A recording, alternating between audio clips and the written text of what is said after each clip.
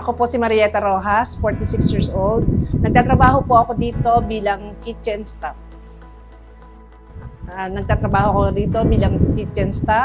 At ginagawa ko po ito, gumagawa po kami rito ng mga pagkain para sa mga estudyante. Masarap po yung mga niluluto namin dito. Gumagawa rin po kami ng mga kimchi. At ang paborito ko po rito, nagustuhan ko po sa pagkain ng mga Koreano, yung kimchi buko at saka chicken doritang. Natutunan ko rin po magluto. Natutunan ko rin po na kung papaano gumawa ng mga side dish. Yun po yung mga ginagawa namin dito.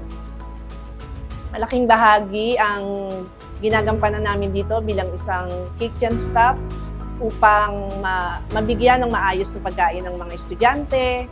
Hindi lang para mabigyan sila ng maayos na pagkain, para din maituring namin sila bilang aming kapamilya. At dito ko rin natutunan yung kung paano kilalanin ng Diyos. Dito ako naging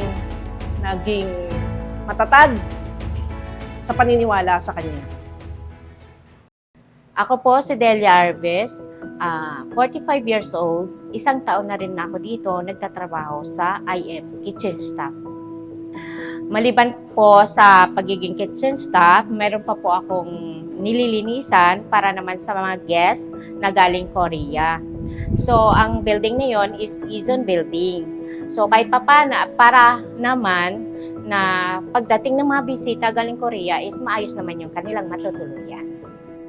Masaya po akong paglingkuran sila dahil ito po ay utos ng ating Panginoon na to serve one another. Ako po si Rica Osria, 15 years old, nagtatrabaho sa kusina. Masaya po ako dito, ako'y nagbibigay ng masayang saya sa kanila. Masaya sila para magandang kasama. Ako si Loretta Villona, 65 years old, kitchen staff ng IM or International Mission. Madali lang kung ilagay natin sa ating puso at isipan. Gumagawa tayo ng may pagmamahal. Kasi yung ating isiniservisyohan ay mga bata. Upang makumbins natin sila, itrato natin sila na bilang sarili nating anak. Napakasaya po kasi itong sa pangalan po ng International Mission Center, ito po isang center ng missionary. Kabilang na po tayo dito sa pagmimisyon. Hindi lang po tayo dito pumunta upang kumita ng pera, kundi magkaroon din po tayo ng kaalaman tungkol sa paglilingkod sa Panginoon Diyos. Napakasaya po tumulong sa kapwa kasi kung tayo makakatulong sa ating kapwa, para na din tayong naglingkod sa Diyos kasi sabi nga ni Kristo, tulungan natin ang ating kapwa. Ang ating pagmamahal sa kapwa natin ay ang pagmamahal natin sa Diyos. Ako po si Reynosa Juan, 40 years old. Isa rin po akong kitchen staff dito sa IM. Experience ko po dito, masaya kasi nagtutulungan kami lahat dito bilang kitchen staff.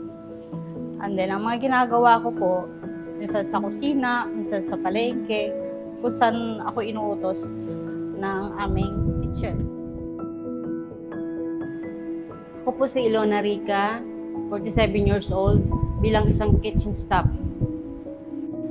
Ang experience ko po dito sa pagtatrabaho sa IM, pagsama-sama po lahat ng trabaho, walang mahirap.